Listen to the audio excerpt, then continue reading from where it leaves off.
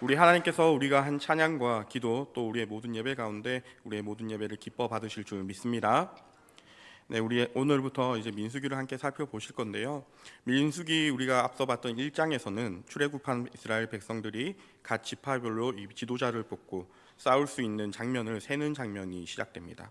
각 지파에서 몇 명인지 기록되는 내용들이 이어지는데 그것이 우리가 함께 읽었던 본문 말씀 전까지인 46절까지의 내용이었습니다. 그런데 오늘 본문에서 레위 지파만은 따로 숫자에 포함하지 말라라는 명령이 등장하는 것입니다. 민수기의 책 이름을 영어로 할 때 이 넘버스라는 그 영어 단어가 들어가는데요. 말 그대로 이 숫자를 센다라고 하는 의미가 있습니다. 이렇듯 성경의 이름에도 기록되어 있는 것을 보니 이 숫자를 세는 것은 참 중요한 의미를 가지고 있는 것 같습니다. 특별히 구약에서의 이 인구조사, 이 백성의 숫자를 조사한다라는 사건들이 있었는데요. 그 중에 중요한 사건이 하나 있습니다. 바로 우리가 잘 알고 있듯이 이 사무엘서에서 등장하는 다윗 왕의 인구조사 사건이 대표적인 이 숫자를 세는 사건이라고 볼 수 있습니다. 사무엘 상하는 특별히 이 다윗 왕조에 대해서 이야기를 쭉 이어가고 있는데요. 그런데 사무엘하 23장까지는 이 다윗 왕조의 역사를 잘 기록해 놓고 마치 모든 다윗 왕조의 역사를 마무리하는 것처럼 사무엘하 23장까지는 그렇게 이야기합니다. 그러나 사무엘하 24장은 마치 특별한 부록처럼 한 사건을 툭 튀어서 이제 기록하고 있는데 그것이 바로 우리가 잘 알고 있는 이 다윗 왕의 인구조사 사건입니다. 다윗 왕은 말년에 인구조사를 실시하였고 사무엘서는 그것을 큰 범죄로 보았습니다. 하나님은 각 선지자를 통하여 다윗에게 이 세 가지 벌 중에 하나를 선택해라 라고 명령하셨고 다윗은 전염병을 선택하였습니다. 그 결과 이스라엘 백성은 3일 만에 7만 명이 죽는 전염병을 당하게 됩니다.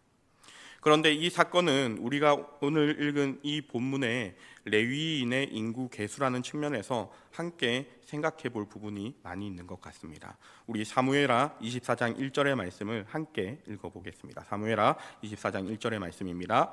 여호와께서 다시 이스라엘을 향하여 진노하사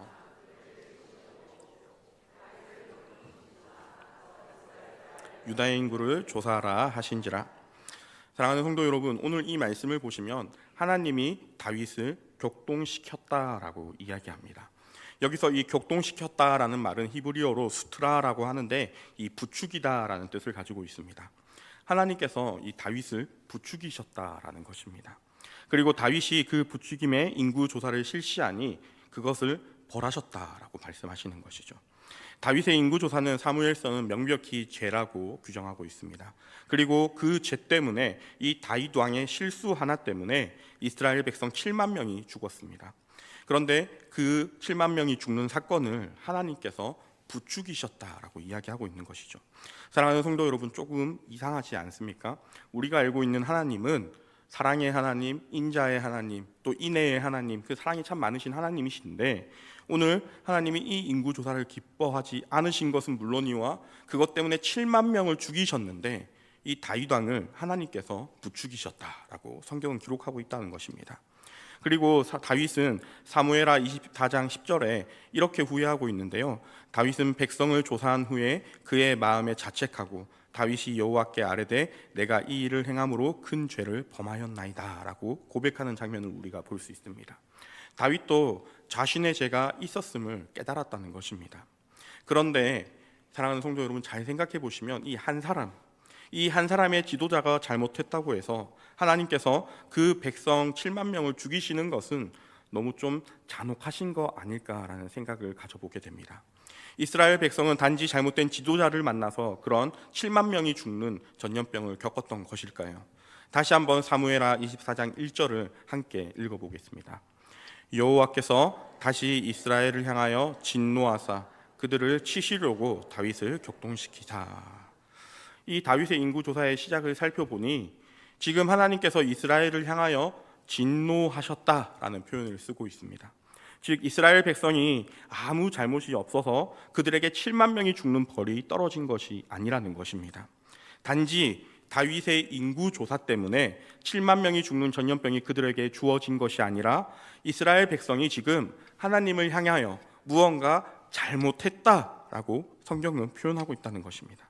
무언가를 하나님 앞에 단단히 잘못했기 때문에 7만 명이 죽는 그 진노를 받았다는 것입니다. 동일한 사건을 역대상 기자는 조금 다르게 기록하고 있는데요. 우리 역대상 21장 1절도 함께 읽어보겠습니다. 사단이 일어나 이스라엘을 대적하고 다윗을 격동하여 이스라엘을 계수하게 하니라. 아멘. 역대상 기자는 이 다윗을 사단이 격동시켰다라고 말하고 있습니다. 사무엘서의 기자는 지금 하나님께서 부추기셨다라고 말했는데 역대기상의 기자는 조금 다르게 이야기하고 있는 것 같습니다. 사랑하는 성도 여러분, 그렇다면 우리가 지금 보고 있는 이 성경이 틀린 것일까요? 사실 이런 경우가 성경에 좀 있습니다. 사단이 다윗을 격동시켜 죄를 짓게 만들었습니다. 그러나 결과적으로 다윗은 이 일로 하나님 앞에 다시 회개하게 되었고 그 또한 하나님의 역사 안에 있었던 일이다라고 생각해 보시면 됩니다. 사탄은 항상 자기가 생각해서 어떻게 생각해서든지 이 믿는 자들을 넘어뜨리려고 하는 것이 이 사탄이고요. 하나님은 그것 또한 선하시게 만드시는 분이심을 믿는 것이 우리가 이 믿는 믿음이라고 얘기하는 것입니다. 이런 일 중에 대표적인 것이 이 예수님의 사건입니다. 예수님께서 이 땅에 오신 후에 이 사탄은 어떻게든 이 예수님을 죽이려고 10분 노력하였습니다. 결국 예수님께서는 십자가에 달려 죽으시게 되는 것이죠. 그런데 그 십자가의 사건은 창세기부터 이미 예정되어 있던 하나님의 역사 안에 있던 그런 사건이었습니다. 예수님이 이 땅에 십자가에 못 박혀 죽으신 것도 하나님이 예정하신 일이셨고 동시에 사탄의 일의 결과물이기도 하다는 것입니다. 동일하게 다윗의 인구조사도 그러한 것입니다. 사탄이 다윗을 격동시켜서 다윗이 죄를 범하게 되었지만 그것 또한 하나님의 이 예정 안에 하나님이 원하신 일 안에 있었다라고 우리는 생각해 보면 됩니다. 그래서 이 역대기에 보시게 되면 이 이야기를 어떻게 이어가냐면 이 인구조사 때문에 하나님 앞에 벌받아서 7만 명이 3일 동안 죽게 됩니다. 다윗은 바로 회개하였고 그때 하나님이 갓을 통하여 이 오르난의 타작마당에 단을 쌓고 제사를 드리게 합니다. 다윗은 오르난의 타작마당에 가서 그 땅을 돈 주고 사서 거기서 제사를 드렸고 그곳은 우리가 잘 알고 있는 솔로몬의 성전이 세워진 모리아 산과 이후에 골고다 언덕이 되는 곳입니다. 역대기에서는 무슨 이야기를 하는 것이냐면 이 인구조사 이야기를 통해서 사탄이 다윗을 격동시켜서 인구조사를 하게 되었지만 그걸 하나님께서 이 하나님의 성전을 세우시는 일에 사용하셨다라고 말씀하고 있는 것이란 말입니다. 이런 관점의 차이가 있음에도 이 사무엘서와 역대기에 등장하는 다윗의 인구조사 가운데 동일하게 지적되는 것이 하나가 있는데요. 그것이 무엇이냐면 바로 이 다윗과 백성이 하나님 앞에서 죄를 저질렀다는 것입니다. 그 사실은 변하지 않는다는 것이죠. 그리고 그것 때문에 하나님이 이 전염병을 통하여 그들을 벌하셨다는 것입니다. 그게 그 무슨 죄를 지었는지 성경에 정확하게 나오지는 않습니다. 그래서 우리가 정확히 알지는 못하지만 어떤 심각한 죄를 하나님이 앞에 이스라엘 백성이 지었다는 것입니다. 출애굽기 30장 12절에 보면 이렇게 말하고 있습니다. 우리 함께 읽어보겠습니다. 내가 이스라엘 자손의 수요를 조사할 때에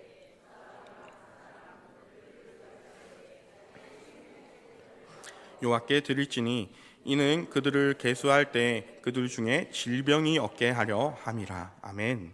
사랑하는 성도 여러분, 여기 잘 살펴보시면 굉장히 재밌는 구절이 있는데요. 사람들의 숫자를 셀 때 이 생명의 속전을 드려야 되고 그것을 드리지 않으면 여기는 그렇게 나오진 않았지만 이 질병이 생긴다라고 말씀이 증언하고 있습니다. 사무엘하에 나오는 이야기는 다윗이 인구 조사를 했더니 결국 전염병이 들어서 7만 명이 죽지 않습니까? 출애굽기의 말씀대로 살펴보면 이 인구 조사를 했을 때 이 사람들의 수를 세었을 때는 이 생명의 속전을 내지 않으면 질병이 온다고 했는데 이 다윗의 인구 조사했을 때는 이 질병이 왔지 않습니까? 여기서 우리는 이 다윗의 인구 조사 사건은 이 생명의 속전과 연관되어져 있다는 것을 살펴볼 수 있습니다. 사랑하는 성도 여러분, 그렇다면 오늘 우리가 읽은 이 민수기 말씀이 다윗의 인구조사 사건과 무슨 연관이 있는 것일까요? 우리 한번 같이 살펴보기를 원합니다. 민수기는 이스라엘의 12지파를 다 계수하는 것으로 시작합니다. 그리고 오늘 읽은 47절부터 레위 지파는 계수하지 말라라고 하나님께서 명령하시죠. 그러면 레위 지파의 숫자는 계수하지 않았느냐? 그렇지는 또 않습니다. 민수기에는 인구조사가 총 2번 등장하는데요. 1장에서 한번 1세대들의 인구조사가 나오고 26장의 2세대, 이 광야를 돌면서 이제 전 세대가 다 죽고 그 다음 세대의 인구조사를 하는 장면이 또 나옵니다. 그런데 이 3장과 26장에 동일하게 레위 지파의 인구를 계수하는 장면이 또 등장합니다. 오늘 말씀에서도 그 계수를 세지 말라라고 명령하셨고 26장에서도 그 레위인의 수는 전체의 숫자에는 포함되지 않았습니다. 왜냐하면 우리가 잘 알다시피 레위인에게는 기업이 없었기 때문입니다.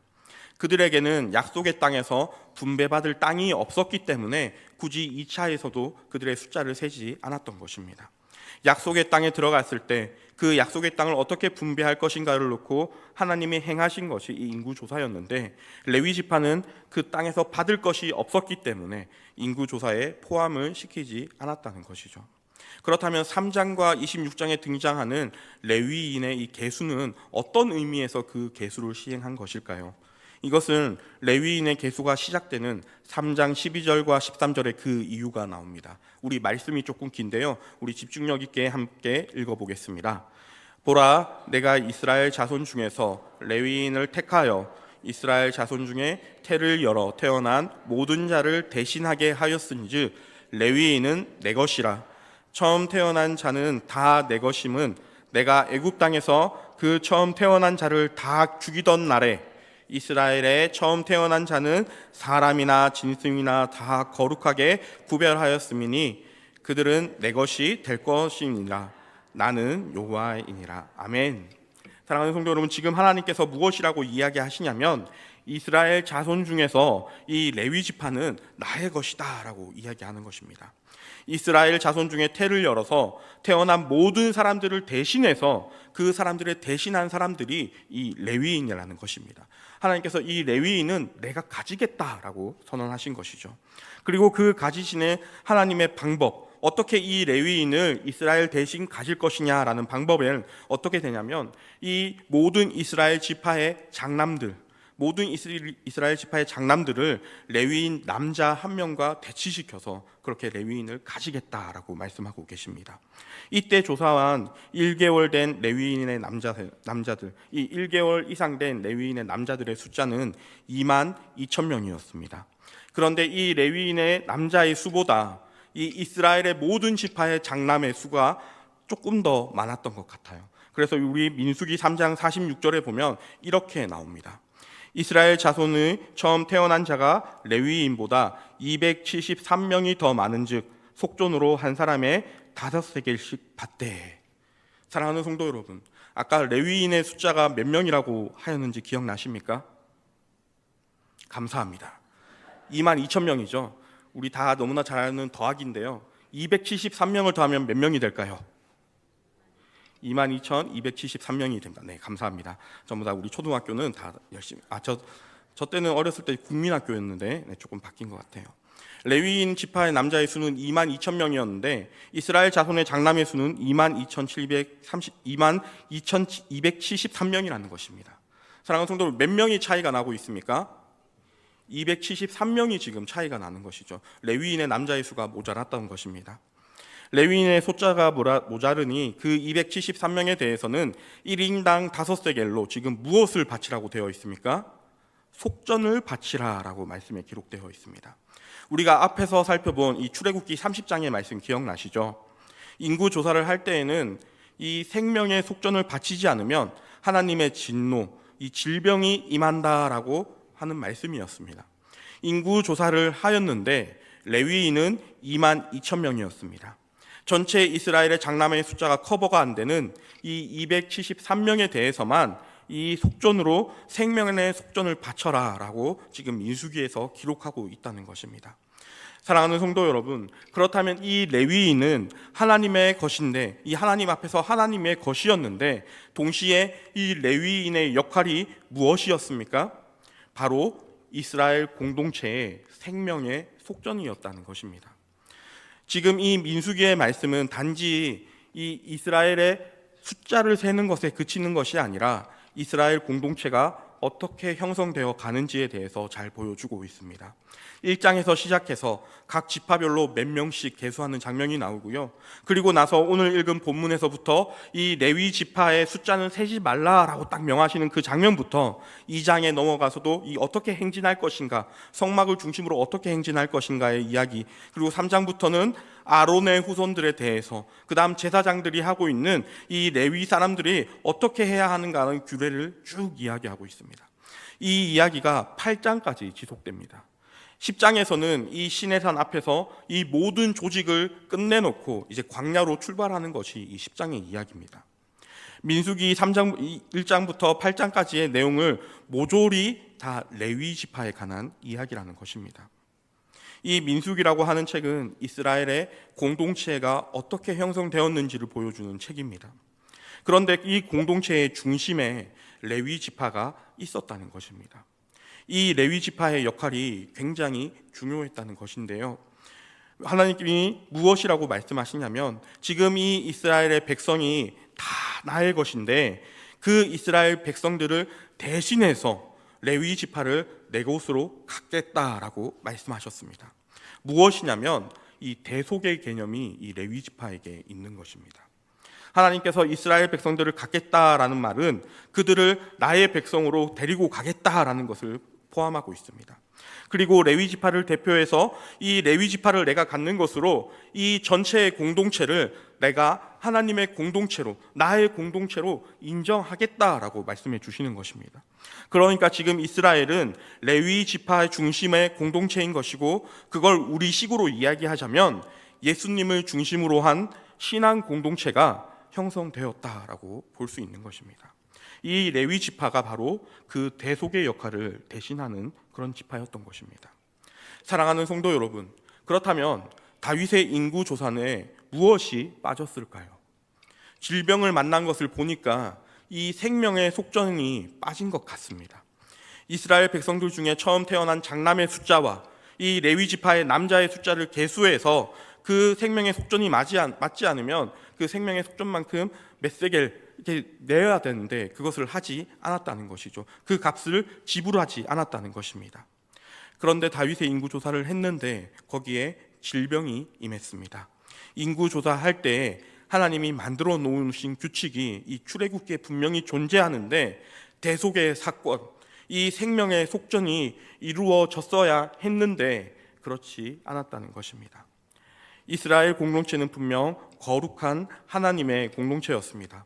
그래서 하나님이 인간의 죄를 문제를 해결해야, 이 하나님 앞에서 이 인간의 모든 죄의 문제를 해결해야 온전하여지는 그런 하나님의 공동체였습니다. 그런데 그 죄의 문제를 대속한 이 레위인들의 규칙, 이 대속의 규칙, 생명의 속전을 바쳐서 해결해야 되는 문제였는데 이 다윗과 이스라엘은 이 생명의 속전을 하나님 앞에 바치지 않았다는 것입니다. 역대상 21장 6절과 7절에 이렇게 기록하고 있습니다. 요압이 왕의 명령을 막단치 않게 여겨 레위와 베냐민 사람은 계수하지 아니하였더라. 하나님은 이 일을 악하게 여기사 이스라엘을 치심해. 베냐민은 왜 조사하지 않았는지 잘 모르겠지만 지금 레위인들을 계수하지 않았다는 것입니다. 당연히 생명의 속전을 지불하지도 않았다는 것이죠. 분명한 것은 레위 지파를 계수하지 않았다라는 이야기는 그 인구 조사를 통해서 만들어져야 되는 이 공동체의 죄를 대속할 길이 사라졌다는 것입니다. 그 대속이 이루어지지 않자, 그 대속 마땅한 숫자를 센 값의 대속이 이루어지지 않자 하나님의 그 진노가 이스라엘 백성들에게 임했다는 것입니다. 다윗과 그 이스라엘에서 지금 레위인의 역할이 정확하게, 이 레위 지파의 역할이 정확하게 이루어지지 않았다는 것입니다. 거기에 하나님의 진노가 임했습니다. 인구 조사 자체는 죄가 아니었습니다. 죄와는 아무런 관련이 없었습니다.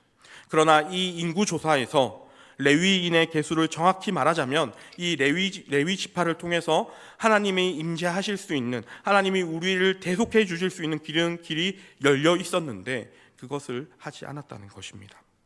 지금 이스라엘 온 백성은 시내산 앞에서 성막을 다 짓고 이 광야로 떠나기 위한 여정을 준비하고 있습니다. 광야로 떠나면 지금 하나님께서 이 이스라엘 백성들을 보호해 주셔야 했습니다. 성막을 중간에 두고 이스라엘 백성이 빙둘러서 진을 치고 이 광야에서 움직입니다.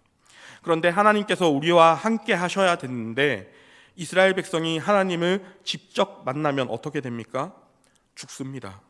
그러니 그 사이에 누가 하나님과 이스라엘 백성 사이에 껴있냐면 바로 이 하나님의 것인 레위 지파가 그 사이에 껴있는 것이죠.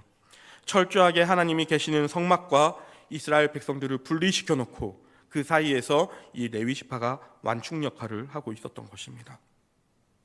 하나님이 이스라엘 백성들과 함께 하시는 그 모습이 나와야 되는 게 맞지만 예수 그리스도가 이 땅에 오실 때까지는 인간은 하나님을 직접 만날 수 없는 존재들이었습니다. 그러니까 하나님을 직접 만날 수 없는 그 상태에서 이 완충적 작용을 하는 것이 레위 지파였던 것입니다. 예수님이 오시기 전까지 이 예수님의 역할을 감당해 줘야 되는 그 역할을 맡은 게 이 레위 지파였다는 것입니다. 그래서 레위 지파는 사람들의 수로 따로 계수하지 않았습니다. 이 이스라엘 백성이 속한 것이 아니라 이 하나님의 것이었기 때문에 그렇습니다. 민수기 1장 53절을 한번 같이 읽어보겠습니다. 레위인은 증거의 성막 사방에 진을 쳐서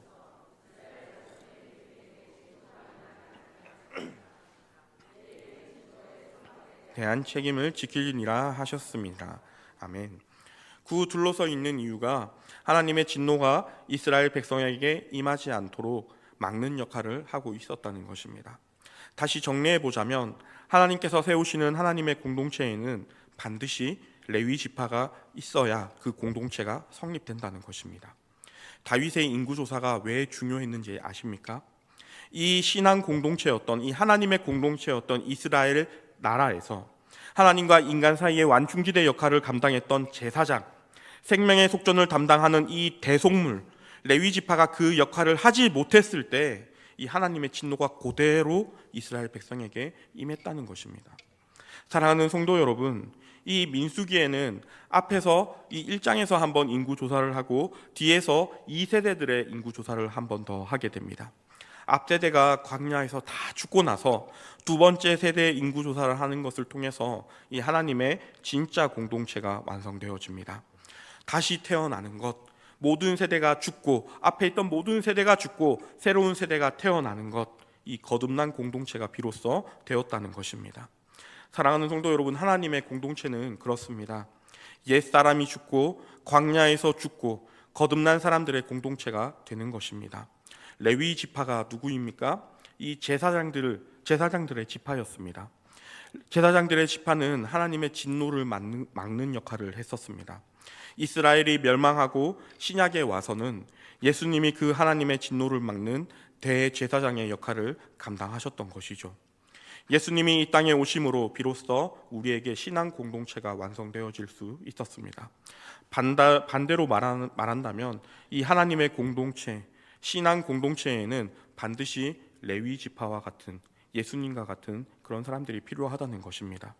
다시 말해서 레위 지파가 희생하는 자리에 갔었을 때 그 이스라엘 백성들을 대신하여 그 죄를 끌어안는 자리로 갔었을 때 이스라엘 공동체 전체가 하나님의 공동체로 만들어지는 것처럼 지금 우리에게도 오늘날을 살고 있는 우리 교회 공동체에서도 동일하게 적용된다는 이야기입니다. 예수님께서 우리에게 죽으심으로 본을 보여주신 이유가 무엇이겠습니까? 예수님이 우리를 위해 대신 죽어주시는 그 모습을 통해서 이 땅에 교회를 세우셨습니다.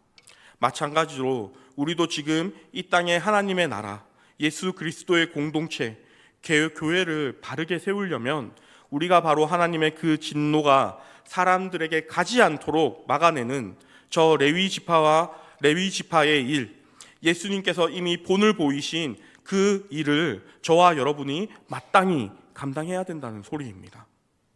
사랑하는 성도 여러분, 저와 여러분이 교회를 다닌다고 해서, 저와 여러분이 예수님을 믿는다고 해서, 우리에게 구원이 이미 있다고 해서, 우리가 하나님을 믿는다고 해서 이 세상을 정죄할 권리가 우리에게 있는 것이 아니라는 소리죠.